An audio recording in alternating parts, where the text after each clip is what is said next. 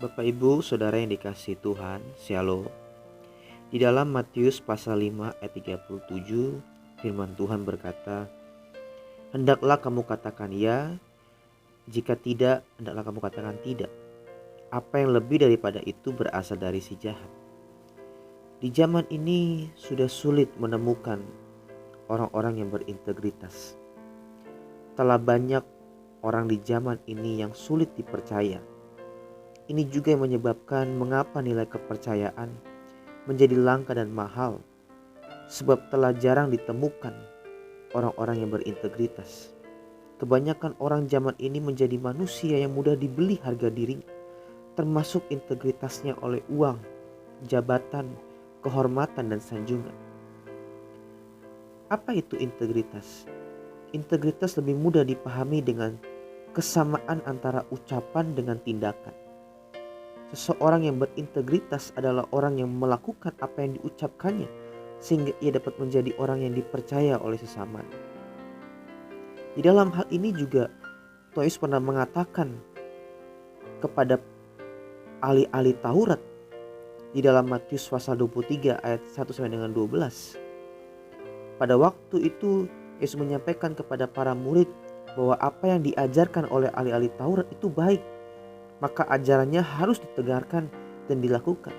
Tetapi tindakan ahli Taurat jangan dicontoh. Mereka menyampaikan ajaran tetapi tidak melakukan.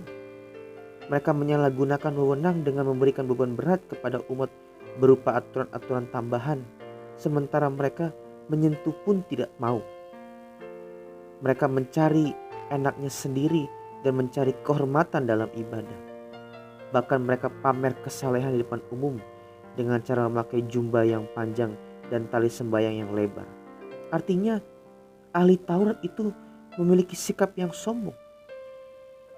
Itulah sebabnya terhadap yang dilakukan oleh ahli Taurat jangan ditiru.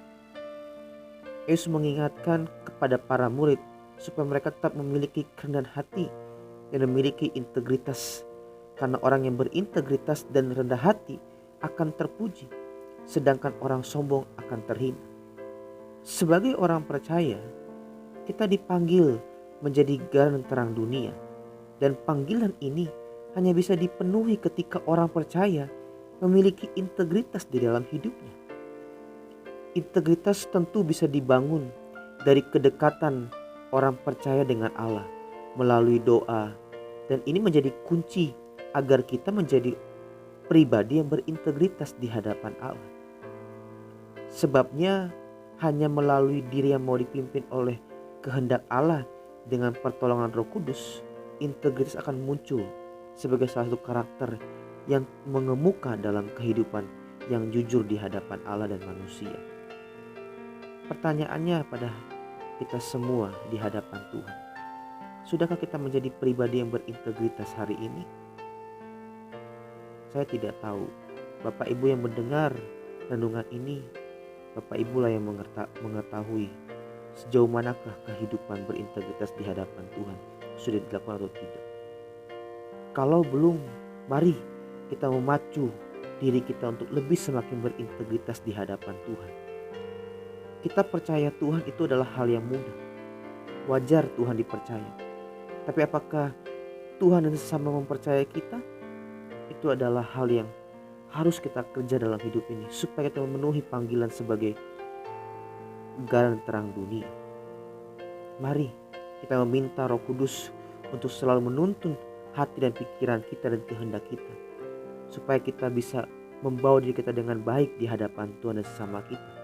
Kita bisa berkata jujur, kita bisa dipercaya oleh orang lain, dan dengan demikian Tuhan dipermuliakan dalam hidup kita masing-masing. Amin. Tuhan Yesus memberkati.